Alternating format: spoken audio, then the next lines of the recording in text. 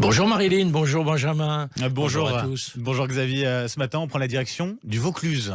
Ah, quel beau département. Ah oui. Hein. Finalement, c'est parti probablement avec quelques autres, comme la Dordogne. Mais c'est un des plus beaux départements. Surtout, c'est un département où il y a vraiment énormément de belles petites villes, de beaux villages, de beaux sites.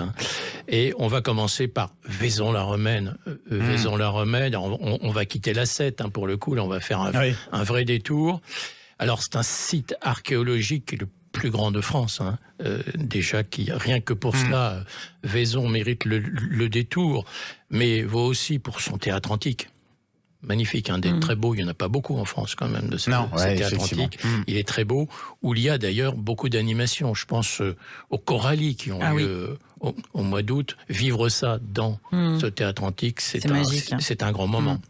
Le pont romain que j'aime beaucoup, pont romain qui est aussi sublime. Et puis moi j'aime beaucoup me balader dans les ruelles médiévales de la Haute-Ville. Alors c'est un petit peu différent, il y a la basse-ville dont on a parlé, le site archéologique. Avec les sites archéologiques, La Haute-Ville avec le château féodal qui était au sommet de la colline.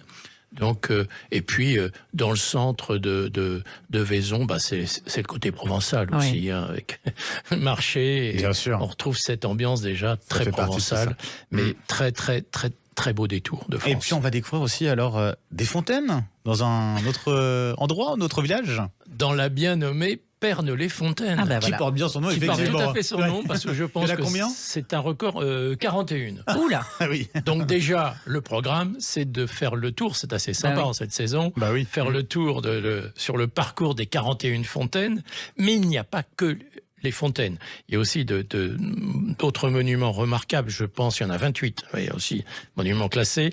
Je pense à la Tour Ferrande, qui est assez originale. Le château des comtes de Toulouse.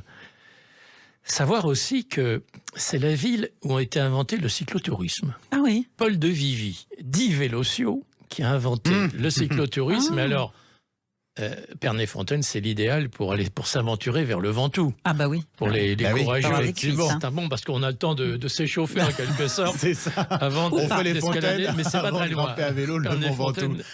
Le Ventoux. Et c'est aussi une des capitales de la truffe, avec une très belle animation qui est Truffolio au mois de février. Il y a un festival des arts de la rue au début août, que je vous recommande. Et il y a un espace création, on les retrouve, les créations artisanales, qui est aussi une chose qu'on retrouve souvent dans nos plus beaux détours, à l'office de tourisme. C'est facile donc à trouver. Et puis un petit côté gastronomique, en dehors de la truffe, c'est l'AOC Côte du Ventoux.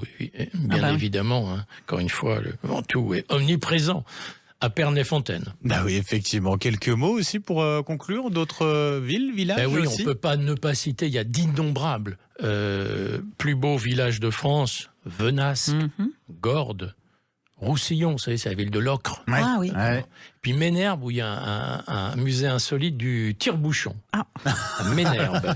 Donc, mais en revanche, deux très beaux, plus beaux détours de France, Vaison-la-Romaine et Perney-Fontaines. Merci beaucoup à Xavier Louis, encore une fois, pour ces très belles visites découvertes, effectivement, du côté du Vaucluse ce matin. Merci Xavier. Vous nous avez aussi parlé de communes qui sont des capitales que l'on peut retrouver dans votre ouvrage Mon Tour de France des capitales et sur le site noscapitales.fr. Merci, à demain Xavier. À demain.